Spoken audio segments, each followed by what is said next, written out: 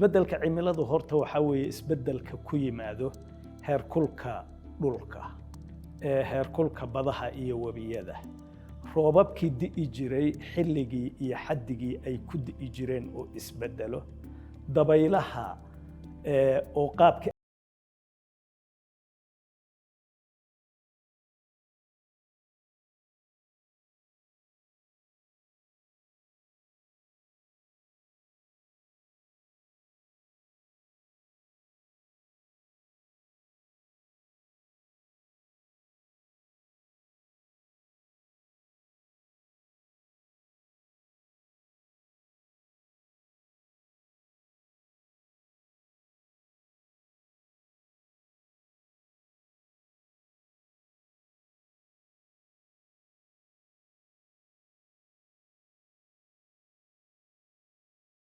keena dikhawga hawada ama wasaqeeyo hawada oo ay ka mid tahay ugu horeyso neeftan la yiraahdo carbon dioxide-ka ama carbon laba oxide loo yaqaano dadka Soomaalidu ay u yaqaanaan oo ka timaado inteeda badan warshadaha energy-ga shidaalada ma garanaysaa baabuurta dhulalka nabaad guuray waxaas iyo meelo badan oo ka timaad neeftan kale oo iyadana la yiraahdo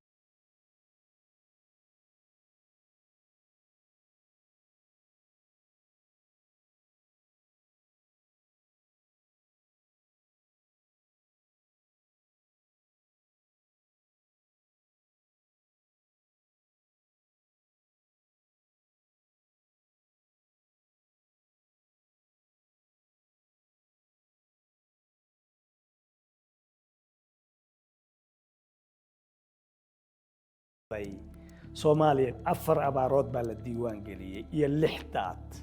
wax cyclone ama duufaan badeed ahna lama diiwaan gelinin laakiin 1990kii ilaa 2020kii oo 30 sano ku xigtay ahaa waxa la diiwaan geliyay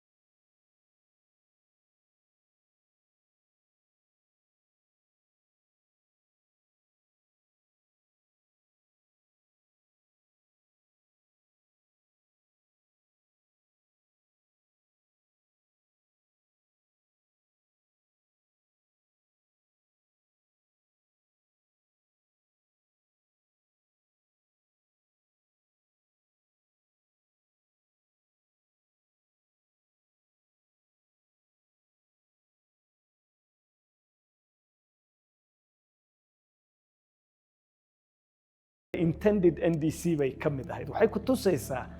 maamulka iyo dadka Soomaaliyeed siday diyaarka ugu yihiin ahdiyada caalamka inay wax ka fuliyaan wayde ku sharfanaanayaan oo caalamka dhexdiisa xitaa codkooda ayaa qabad ka yeelanayo marka ahdigii ay galeen ay gudbiyaan dalalka soo koreeya ama least developed-ga ama horumar la'aantu ku dhacday waxa ay mataqaanaa haddii ayagu ay ahdiga qaran ee ay fuliyeen ay galeen ay fuliyaan waxyaabaha ay faa'iidayaan waxa ka mid noqon kara inay access u yeeshaan ama ay mataqaanaa helaan kaalmooyinka loogu talagalay wax ka qabadka isbeddelka cimilada